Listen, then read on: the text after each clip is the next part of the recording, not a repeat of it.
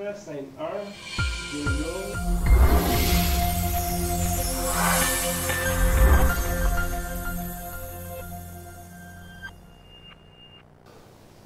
Bonjour monsieur, dames, ici Éric Leray pour l'émission Écologie, Vie, Nature et Entrepreneuriat. Et comme toujours, avec un grand plaisir, on reçoit Reinald Duberger. Mais avant, j'aimerais vous souhaiter la bonne année, surtout la santé. Et vous allez voir que dans la deuxième partie, on va recevoir quelqu'un d'autre, mais on va parler beaucoup, bien sûr, de la pandémie et des restes. Et je vous prépare une petite émission sympa aussi sur les conséquences de la vaccination. On va voir, pour certaines personnes, ça n'a pas été facile. Alors, Reinald, bonjour. Bonjour, Éric. Bonjour. Alors, d'abord, j'espère que tu es en forme, et parce que tu as quand même, comme tu aimes beaucoup voyager, tu as passé un moment à Paris, en France, un peu avant les fêtes, pour une réunion, parce que tu appartiens à une association importante, où il y a plus de 1000 à 1500 membres, des scientifiques. Et donc, il y a eu une réunion, et je crois que tu voulais introduire un peu ta chronique aujourd'hui par ce sujet. Oui, j'étais à l'Assemblée générale annuelle de l'Association des climato-réalistes, dont je fais partie du comité scientifique, avec d'autres personnes comme Benoît Ritaud, qui est le président de notre association, Christian Girondeau, dont je vous ai déjà parlé. Il y a aussi Vincent Cortillo, géophysicien de l'Institut de physique du Globe de Paris. Bref, euh, cette réunion m'a permis de renouer avec mes collègues climato-réalistes, mais aussi de connaître de nouvelles personnes, dont l'auteur d'un best-seller que j'ai ici, qui s'appelle Yves Roucotte, qui a écrit L'obscurantisme vert, la véritable histoire de la condition humaine, dont je vais m'inspirer aujourd'hui pour ma chronique, parce que je vais vous parler surtout de cette fameuse COP 15 qui a eu lieu à Montréal il y a quelque temps, et qui était sur le sujet de la biodiversité. Euh, Qu'est-ce que c'est que la biodiversité? Parce qu'on nous rebat les oreilles souvent avec ce mot-là. Euh, Bio, ça veut dire vie, diversité, une grande diversité d'espèces végétales et animales à la surface de la Terre. On ne peut pas être contre ça. Sauf que ma biodiversité à moi je suis un ingénieur géologue, je suis un géophysicien, elle n'est pas nécessairement coïncidente avec celle des biologistes et surtout de ce que j'appelle, moi, les obsédés de l'environnement, hein, qui veulent le plus de biodiversité possible.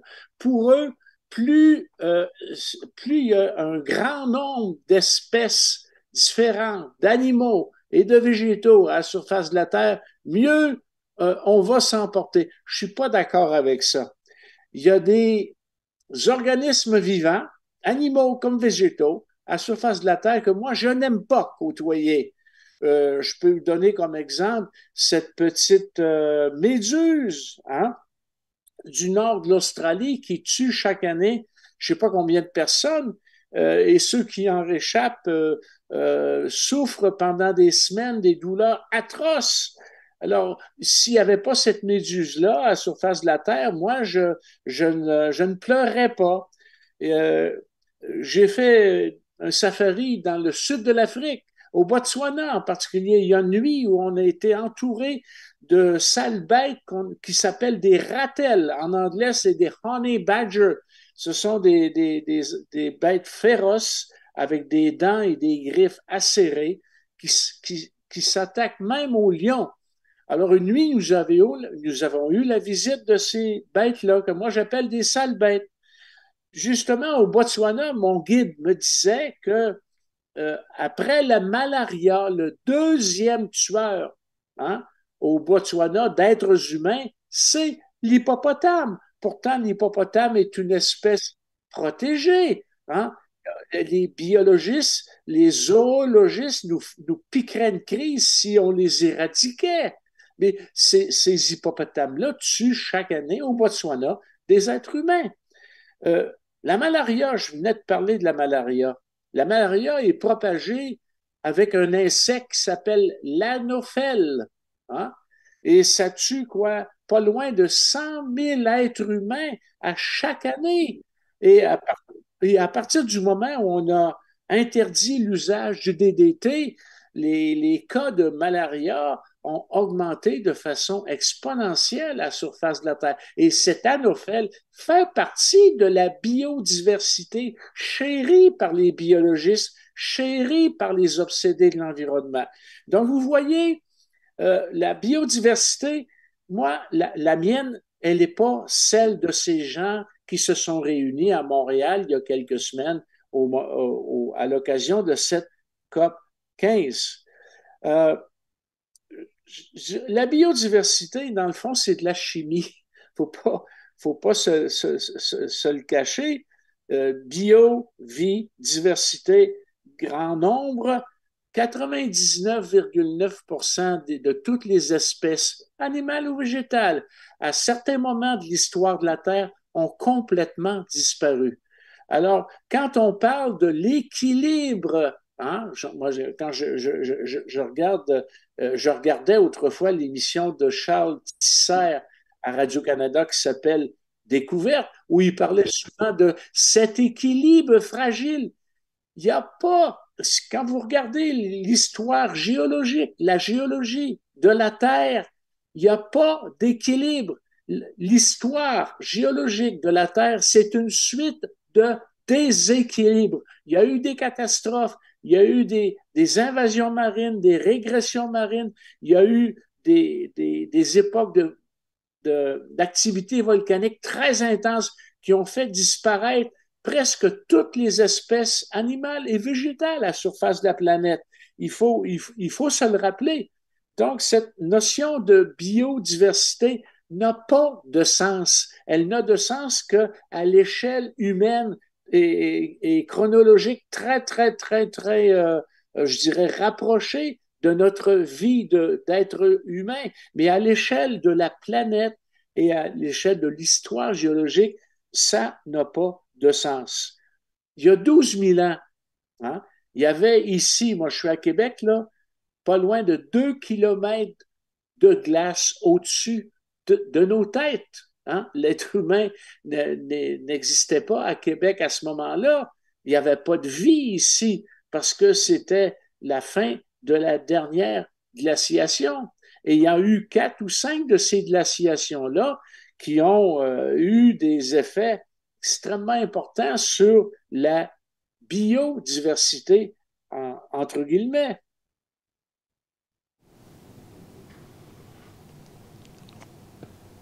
Alors, il y a aussi, tu parles aussi de l'obscurantisme vert par rapport à Yves Roucotte. Et lui, il a une approche historique aussi. Hein. En fait, cette obsession de protection à n'importe quel prix de la vie animale ou végétale à la surface de la Terre n'a de sens que si elle s'inscrit dans le bien-être de l'être humain. Euh, on peut parler de Jean-Jacques Rousseau, son fameux traité sur l'éducation qui s'appelle Émile. Donc, dans l'Émile, il commence à dire tout est bien entre les mains de Dieu, tout dégénère entre les mains de l'homme. C'est ce qu'on raconte à nos jeunes dans nos écoles présentement. L'homme est cette espèce animale qui n'a pas sa place à la surface de la Terre. Tous les autres euh, toutes les autres espèces végétales, animales ont droit de citer, mais pas l'homme. L'homme, non seulement n'a pas le droit d'être là, il est considéré comme le prédateur de ces espèces, le destructeur de la planète. Et moi, je dirais, contrairement à Jean-Jacques Rousseau, oui, tout est bien entre les mains de Dieu, mais tout s'améliore entre les mains de l'homme.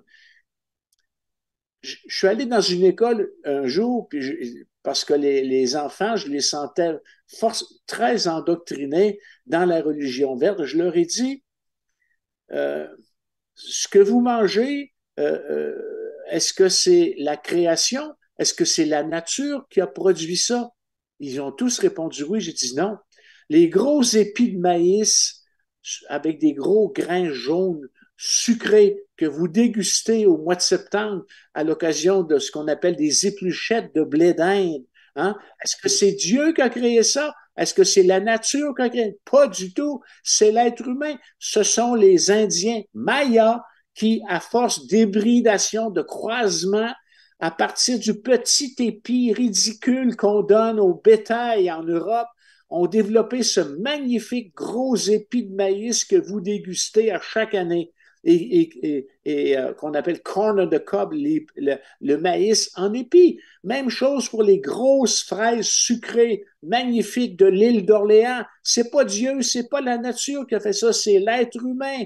La viande que vous mangez, le bœuf, le veau, le porc, les volailles, tout ça, c'est des créatures de l'être humain qui a, qui a amélioré ce que la nature a fait de façon imparfaite. Est-ce que c'est un message qu'on enseigne aux jeunes dans nos écoles? Le bien que l'être humain fait à la planète. Donc dans ces cas-là, ta thèse, c'est en fait il y a un retournement. Il y a un retournement comme quoi la nature devient plus importante que l'être humain, quoi. Voilà, on accorde surtout qu'on accorde à l'homme une puissance destructrice sur la planète qu'il n'a pas. Je vais vous donner un exemple de ce que la nature peut être des milliards de fois plus puissante que l'être humain. Il y a 74 000 ans, il y a un volcan qu'on appelle un supervolcan, Toba, en Indonésie, qui est rentré en éruption. Un seul volcan, une seule éruption volcanique, ça a produit 2800 kilomètres cubes de cendres et de poussière, 1000 millions de tonnes d'acide sulfurique sous forme d'aérosol, et ça, c'est resté 7 à 8 ans dans l'atmosphère. Ça a créé une baisse de température d'environ 10 degrés Celsius dans tout l'hémisphère nord pendant 1000 ans à peu près. Ça a failli éteindre complètement la race humaine. Une seule éruption volcanique. Alors, quand on prétend que nos 4x4, nos tondeuses à gazon sont responsables des changements climatiques catastrophiques qui vont mener à l'extinction de toute vie sur la planète si on ne change pas nos comportements, ben, moi, je me pose des questions. Alors j'avais une question par rapport au pôle sud et au pôle nord, parce qu'on dit souvent que le pôle nord, la glace fond, mais il paraît que le pôle sud, au contraire, la glace augmente. Alors est-ce qu'on a des données vérifiables sur ces notions? C'est bizarre parce que les données que nous avons présentement, depuis qu'on fait des mesures, ont tendance à démontrer que quand ça gèle au nord, ça fond au sud et vice-versa. On ne sait pas pourquoi.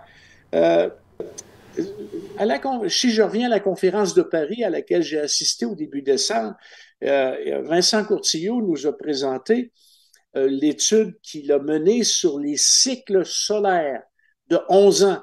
Hein? Et il nous a démontré, et son élève qui était aussi présent à la réunion a fait des travaux qui démontrent qu'il y a des cycles planétaires qui influencent la vie et le comportement de notre planète, la Terre. On n'a qu'à penser qu'aux marées. On pense que les marées, ça n'affecte que les océans, mais il y a aussi des marées terrestres. 2 fois par jour, la Terre se gonfle et descend 2 fois par jour. Ça, c'est ce qu'on appelle des marées terrestres. Les planètes, les grosses planètes comme Saturne, Jupiter, et la Lune ont une influence sur la Terre, au point de vue physique, mais aussi au point de vue biologique.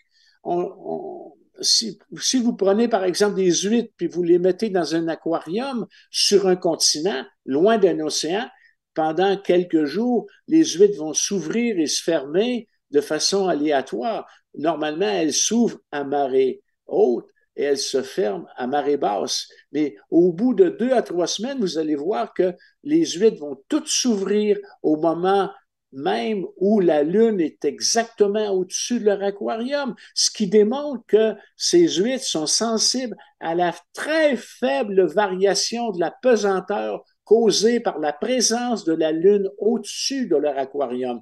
Même chose pour la lumière lunaire.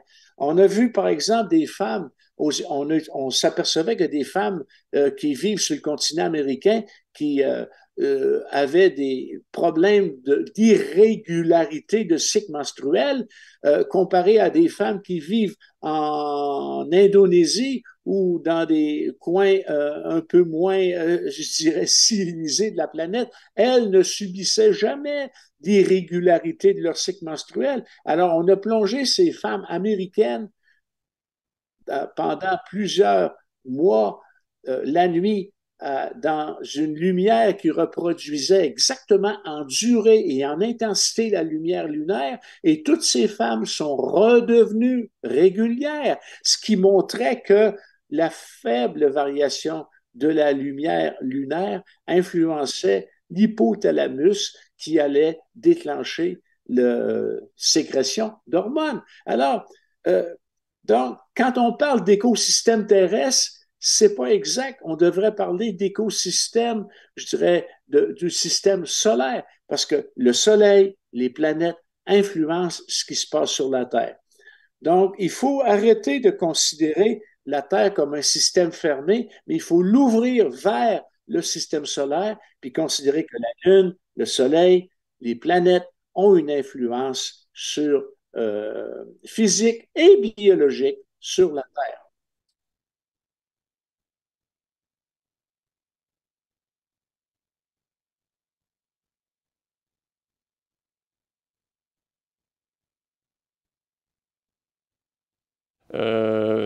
Contre le progrès, contre le fait que l'homme améliore les choses. Et effectivement, on a une interprétation, un regard aujourd'hui sur l'homme qui est beaucoup plus destructeur, quoi, alors qu'il est aussi bâtisseur. Oui, Éric, tu as raison de souligner ça. On est en train de diaboliser l'être humain, de le rendre, de lui conférer des défauts qu'il n'a pas. Et on oublie les grandes qualités, on oublie sa grande capacité d'adaptation au changement et surtout son ingéniosité, la capacité qu'il a quand il voit des problèmes de trouver rapidement des solutions à ces problèmes-là. Et la protection de la nature, oui, il faut être préoccupé par ça, mais elle n'a de sens que si l'être humain est heureux dans cette nature-là. Et je terminerai en citant les paroles de l'Ancien Testament. Dieu aurait dit, après la création, après avoir créé l'homme, croissez et multipliez-vous, mais il a aussi dit à l'homme de mettre la nature à son service et non pas d'être au service de la nature. Très bien. Bah, c'est une belle conclusion. Merci beaucoup. Je rappelle que nous étions avec Reynald Duberger et on a hâte de le revoir pour une prochaine chronique. Voilà. Merci beaucoup, messieurs, dames, pour votre attention et à une prochaine fois.